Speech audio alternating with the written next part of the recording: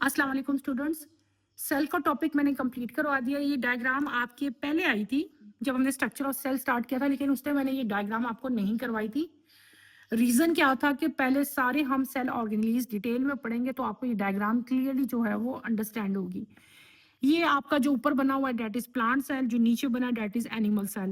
Diagram easy है, इसलिए मेरा नहीं ख्याल कि इसको मुझे आपको ड्रॉ करके समझाने की जरूरत है, लेकिन फिर भी अगर आपको समझ नहीं आए और अगर आप लोगों को लग रहा है कि मैं ड्रॉ करके दिखाऊं तो आप लोग मुझे कमेंट्स में भी बता सकते हैं और आप लोग मुझे डायरेक्टली जो है वो कह दें, मैं आपको ड्रॉ करके बता दूंगी। This is plant cell. अभी हमने क्या पढ़ा कि प्लांट सेल की जो आउटर मोस्ट लेयर है वो क्या है बेटे? सेल वॉल है। सेल वॉल के अंदर वाली जो लेयर है ये आउटर मोस्ट है ना, आउटर मोस्ट सेल वॉल है, अंदर वाली सेल मेम्ब्रेन है, ठीक है। बाकी सारे सेल ऑर्गेनिज्म हमने पढ़े थे। बड़ा सारा क्या था मैंने बताया था, सबसे बड़ा वैक्यूल। शाबाश। सर्कुलर पाथ में जो चीज थी वो क्या थी? न्यूक्लियस। न्यूक्लियस मैंने आपको डिटेल में पढ़ाया था ना, तो न्यूक्लियस का पूरा स्ट्रक्चर आपने यहाँ पे ड्रॉ कर देना है। इसके अलावा हमने क्या बनाए थे? गोल्जी वेसिकल बनाए थे, वो बना दो।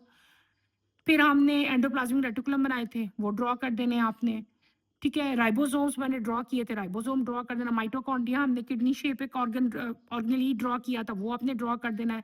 फिर यहाँ पे आपके क्या बना हुआ है? क्लोरोप्लास्ट बना हुआ है, ठीक है। तो ये पूरी की पूरी जो सेल की शेप है, दिस इज प्लांट सेल। ये बहुत इजी है। अलग अलग अपने जेन में हर ऑर्गेनल को रिकॉल करो, इस तरह का ड्रॉ करो, रेक्टेंगुलर शेप, 2 लेयर्स बनाओ, सेल वॉल, सेल मेम्ब्रेन, और उसके अंदर सारे सेल ऑर्गेनलीज जो अलग अलग मैंने आपको बना के दिखाया वो आपने ड्रॉ कर देना है। Is that clear? आगे चलें। अगला सेल जो है बेटे आपकी बुक में बना हुआ है, that is animal cell. That is animal cell. आपने इस तरह का एक सर्कल, सर्कल तो नहीं है, समवॉट इस तरह की शेप बनानी है, ठीक है। दरमियान में से इस तरह उसको इस तरह की शेप कर देनी है। आपको मैंने बताया था कि एनिमल सेल में आउटर मोस्ट जो लेयर है वो कौन सी होती है? सेल मेम्ब्रेन होती है। तो इसकी आपने आउटर मोस्ट लेयर जो है वो सेल मेम्ब्रेन बनानी है। सेल वॉल यहाँ पे एब्सेंट है।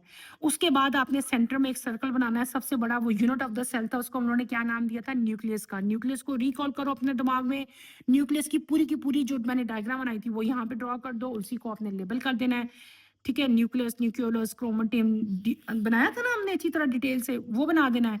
गोल्जी अपरेटस है, वैक्यूल छोटे बना देने हैं। प्लांट सेल में वैक्यूल बड़ा होता है, एनिमल सेल में वैक्यूल बहुत छोटा होता है, ठीक है, क्योंकि इसके अंदर जो है प्रॉपर सिस्टम जो है वो प्रेजेंट होते हैं।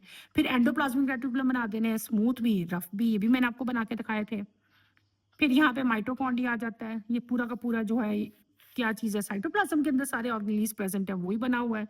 राइबोसोम्स हैं, फिलामेंट्स हैं, माइक्रोफिलामेंट्स हैं, लाइसोसोम्स हैं, सेंट्रोमियर्स हैं। ये सब चीज़ें मैंने आपको डिटेल से बताई हैं। ये सारी की सारी आपने सेल की शेप में मेंशन कर देनी है।